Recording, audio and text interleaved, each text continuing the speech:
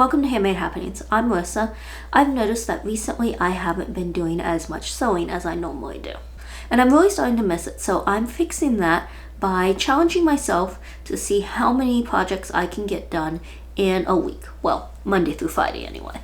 My goal is to get at least one small project done each day, though I am hoping to get a little more than that done on a few of the days.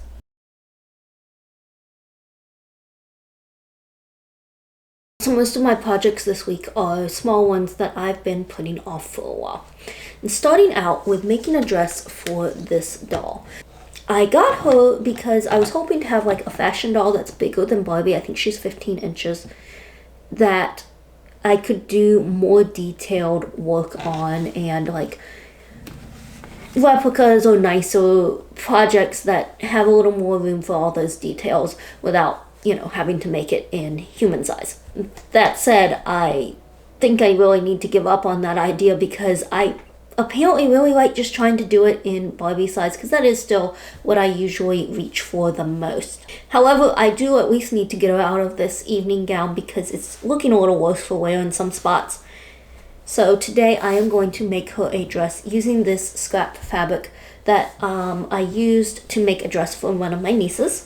And I'll be using the pattern that I got off of Etsy. And one of the first things I had to do was fold back the center of the front bodice because apparently the pattern was done to be cut in two pieces and sewn down the center front, so there would be like a seam right in the front. It just seemed odd to me and I didn't want that, so I folded it back and cut my pattern piece on the fold for the front. And I picked this pattern because it is very similar to just a basic block pattern where it makes it very easy to draft new patterns from it. And that also means that there were a lot of darts to sew. And I doubled the number that I had to sew because I was trying to make this a kind of nicer style and finished dress, so I decided to line the bodice. And I did opt for a sleeveless bodice here because I was trying to simplify some things of this, and sleeves kind of aren't my favorite thing to sew, so I just figured for the first time using this pattern it was better to skip those. And once the bodice came together, I tried it on the doll and discovered it didn't quite fit. And specifically, it fit up at the shoulders, but it was a little too small at the waist.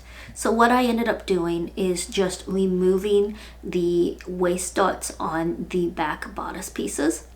And that seemed to fix the fit issue. And when I finished this bodice, especially before I removed those back darts, I noticed that the pattern just looks very funny. I think because of the proportions of the doll, it just looked completely off from what I'm used to seeing. In addition to that, the side seams somehow came out a little different in length, so I had to kind of trim at the waist to straighten that out and even it out as best I could. At this point, I measured the waist and cut out a circle skirt.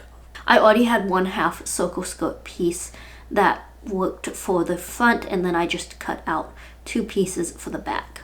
My goal was to make an ungathered circle skirt, but I ended up cutting the waist a little too big for that, so I did have to gather it a little before attaching it.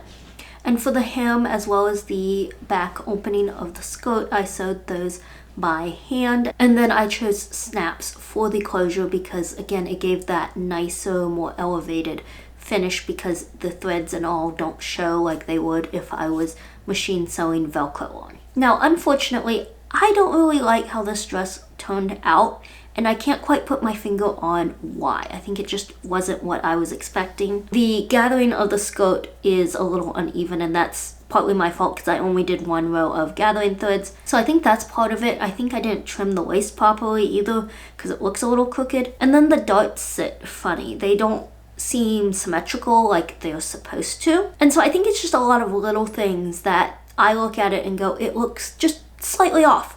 So I did have time for a second project today, and I made a simplified version of the poodle skirt dress that I made in a recent video.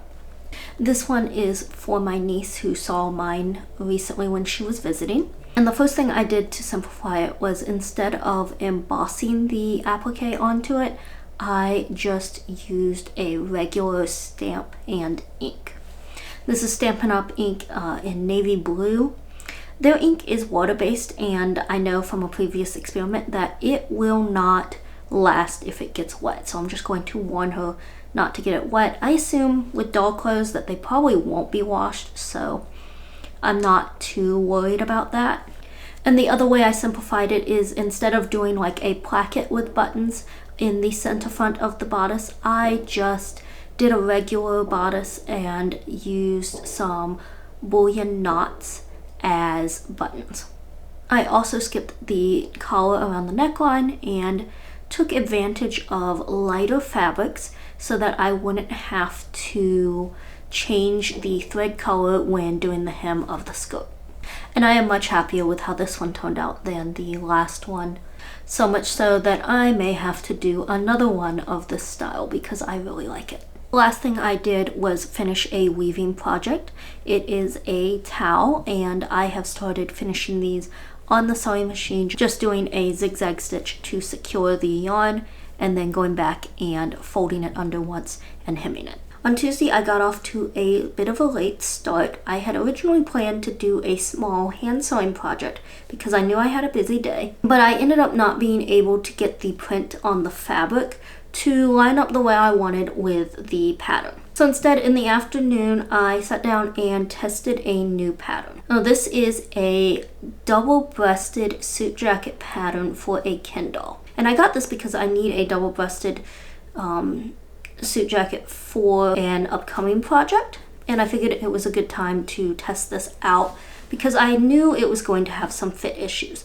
So this is a vintage pattern, and the older patterns obviously were made for older Ken dolls, which have different measurements than the modern ones. In addition to that, I often have a little more trouble with some of the older patterns because sometimes there are construction methods that don't quite make sense to me. And one thing for me that is always a little confusing, I think I have had another suit jacket pattern for Ken that was like this, is that the collar is actually built into the front pieces of the jacket, which always requires me to kind of read the directions a lot more closely than normal, because overall the construction wasn't too bad, but as expected the fit was off. It was definitely too big, and I tried it on both the doll that I'm going to need to make this pattern for, which is a signature Ken doll from the Barbie movie,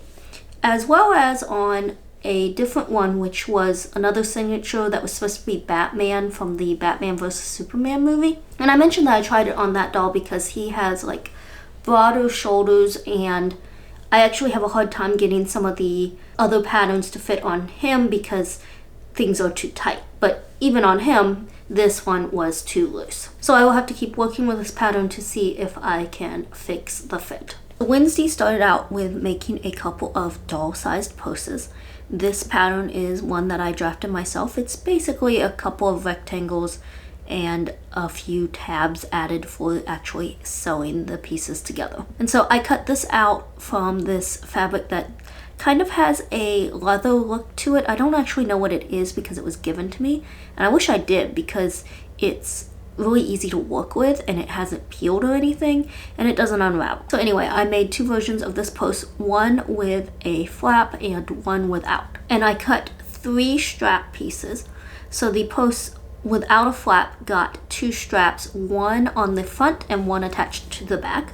And then the purse with the flap got 1 strap attached on either side. Once the straps were attached, I then sewed those tabs to, I guess, basically create the box shape of the purse. And I chose to do all of this by hand because it was so small, it just made more sense. When I finished, I decided that it made more sense also to go ahead and sew the flap of the one down, and I used a little bead to represent like the hardware that usually is used to close the purse.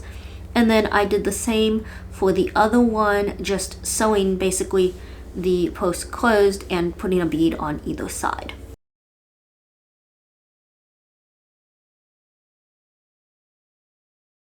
For my next project, I decided to return to a project that I had attempted the day before, and that is making clothes for my Barbie babies.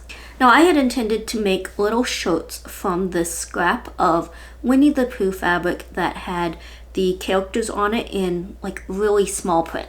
Unfortunately, since it was a scrap, I just didn't have enough to get the images onto the shirt and cut the pattern out properly. So instead, I decided to basically sort of applique the images onto a different shirt. I started out by taking the scrap of fabric and smearing stick glue onto the back behind each of the characters that I wanted to use. And what this is going to do is kind of stiffen the fabric and also seems to prevent or minimize the fabric from unraveling. So I set that aside to dry while I cut out and made these shirts from some other scraps. So I cut the shirts out of some scrap fabrics that are fairly neutral or similar colors to the original fabric. And this is just a pattern that I bought off Etsy. It fits the Barbie babies as well as the Zuru My Mini Babies. And again, it's small, so I just did it all by hand. Basically, I hemmed the armholes and the necklines, sew the side seams, and then hem the bottom. Once that was done, I cut the characters out of the fabric very carefully, getting as close as I could.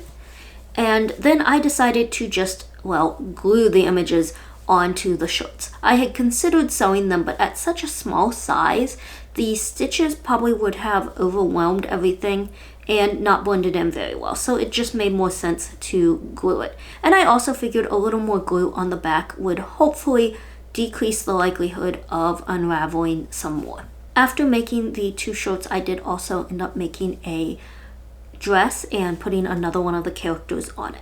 Thursday's project was a doll-sized sweater made from a pair of socks that I bought a while back and had intended to do this and never got around to it. And this is a fairly easy pattern as far as the shapes. The hardest thing about it is that it has a very narrow seam allowance. But what I've learned is that my sewing machine, the needle position can be adjusted.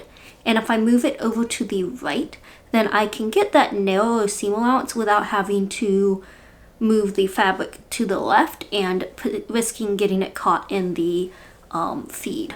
And I've done this pattern before in like just a regular knit fabric, and it never quite got the look that this one did, which is that it really looks like a sweater.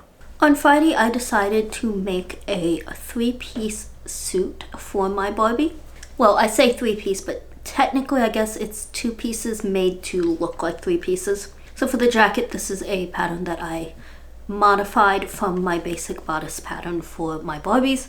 I didn't film that, but I guess if you're interested in it, you can leave a comment and I might be able to do a video about it. I decided to pair the jacket with a skirt instead of pants.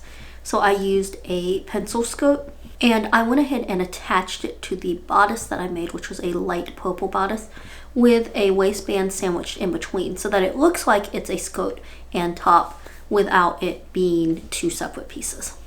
And of course, the one thing I noticed after the fact is that I should have switched my thread on my sewing machine to a darker thread for sewing the jacket and the skirt, mostly the jacket actually, because the white thread starts to show when it's, pulled tight. And of course, this is a more fitted and structured garment. And that was everything I worked on. At the beginning of the week, I had a list of small projects that I've been putting off. Not only did I finish those, but I got a few others done. And if I hadn't had to film everything, I probably would have gotten more done because I have a lot of other ideas that have come up from this as well. Plus some material came in for another big project. So I think I'm finally out of that sewing rut. Thank you for watching, and I hope you'll join me next time for another handmade happening.